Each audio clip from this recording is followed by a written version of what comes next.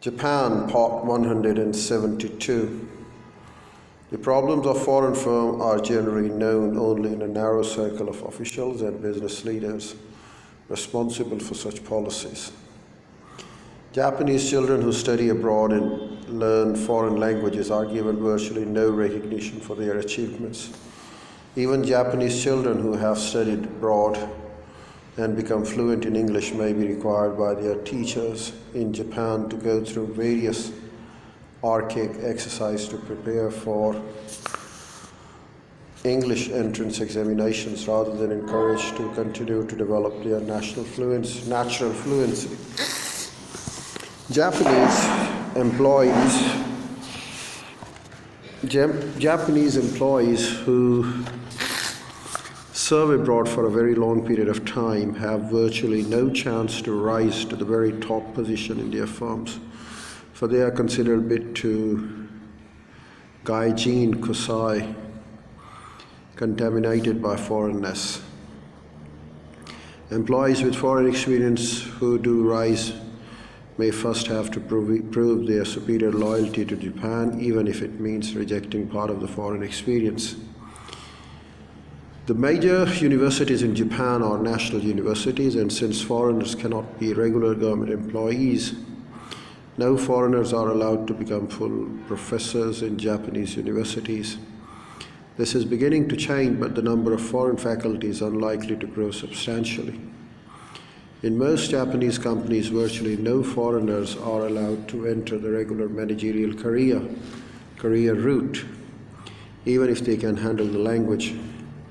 Foreigners are generally excluded from Japanese press clubs and from briefings of the press by the Japanese officials, except at special press centers for foreigners, even if they are competent to speak Japanese.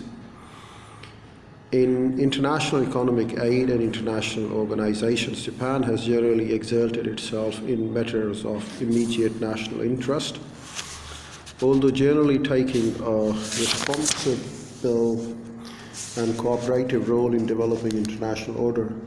The Japanese have taken little initiative in matters beyond own narrow self-interest. Although foreigners are generally treated with courtesy and kindness, Japanese groups rarely accept them in their inner councils.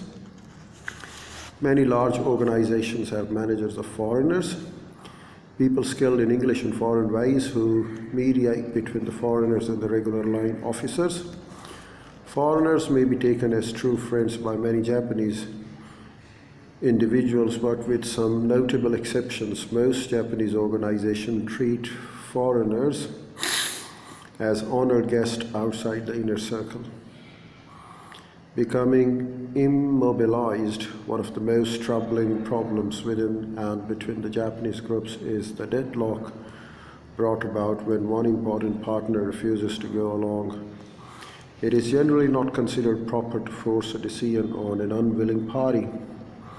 Narita Airport was long delayed partly because of the deadlock between the bureaucracy and the protesters. Universities are unable to progress because the Ministry of Education and faculties at the various universities are deadlocked over how much government control to permit if there are to be greater government expenditures.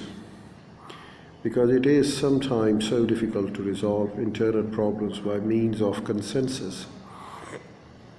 A sense of outside pressure must sometimes be used.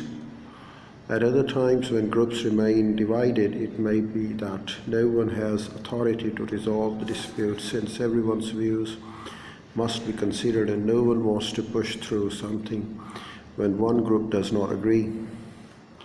The Japanese have achieved success at considerable price, the price of strong pressure towards the conformity and consensus, sometimes at the expense of the deviant, the opposition, the little man, the outsider. These are excesses that the Americans who may wish to copy Japanese patterns will have to consider seriously and devise ways to avoid. At the same time, it may be suggested that America is in little danger of going to Japanese extremes in any of these affairs. America's problem is rather that American groups do not have enough power to maintain their own standard